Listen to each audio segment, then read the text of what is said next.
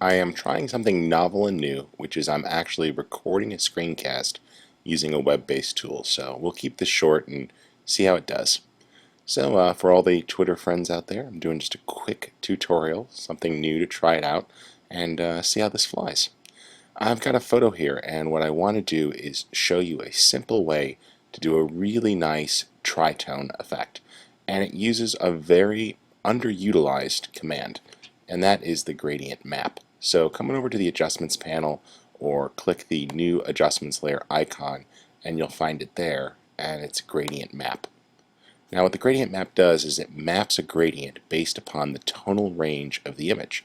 And as we pick through different presets here, you'll see very different looks. In this case, red is being mapped to the shadow areas while green is being mapped to the brighter areas. And by default, these can be pretty ugly. But I want to show you what happens when you start to utilize these along with blend modes. So let's try this orange, yellow, orange option here. And we'll change that to something a little bit more subtle, like color. And you see we get a nice, rich effect. Or something gentle, like soft light. And you see all of a sudden you start to get a really nice tritone effect. Let's go ahead and open that up and try one of these other gradients here, such as copper. And you see some of the nice options that you get. So let's play with this in mind. First thing I'm going to do is turn that off for a second and toss on a black and white adjustment layer, just to get a nice tonal value. And remember, there's all sorts of presets here that you can use for different levels of contrast, which works out nicely.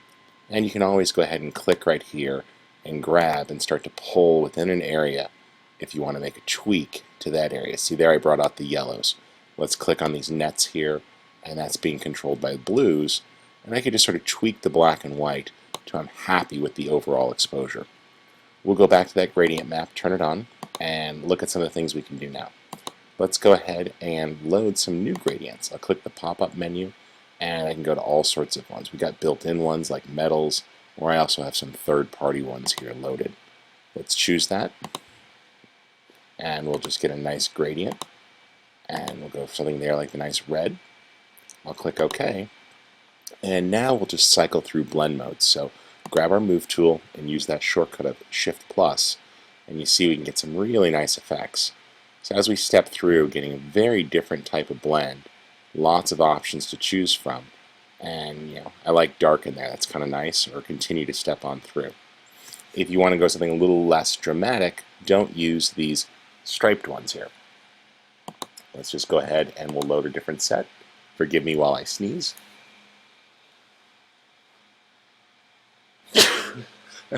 Gotta love live. Let's go with something a little bit simpler here. In fact, we'll just choose the simple category, and we'll pick a nice gentle red here. And as we continue to change that blend mode, you see we'll get a very different effect. So some pretty nice options there for doing interesting tints.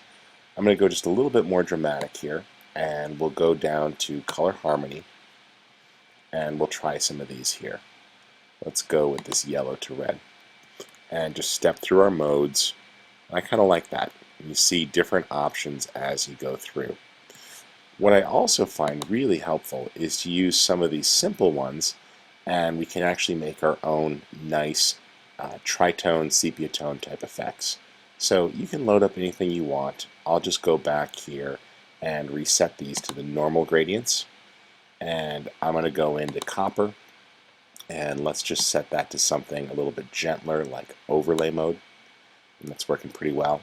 You can always click that gradient and open it up and tweak it. We'll just move this color down to the darker area, move this back over to the brights.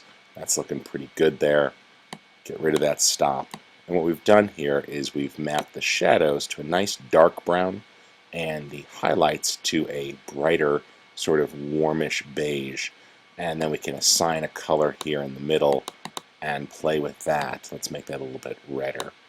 And that's looking pretty nice. And of course, remember, you can always back off the opacity of that until you get sort of a nice look that you're happy with.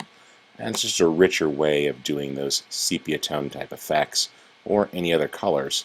And of course, you can always just quickly jump on through and try different options out using that Shift plus key and see all sorts of different things to work with until you get an effect that you like.